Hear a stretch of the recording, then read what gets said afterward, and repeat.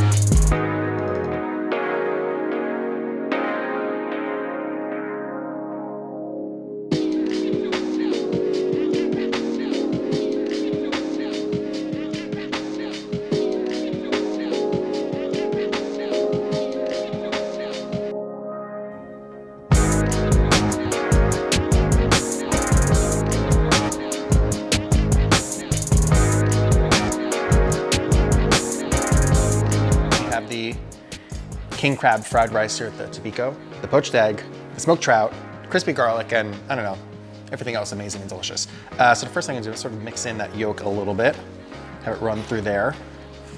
And then, I don't know, spoon or chopstick? What do you think? Oh, spoon. Okay. All right, so eat it with a spoon, okay. Here we go. Oh, wow.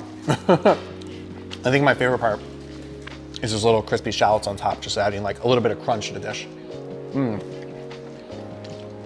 the yolks are running through every single bite too. I feel like this dish is made for multiple people, but I'll just sit and finish the whole thing.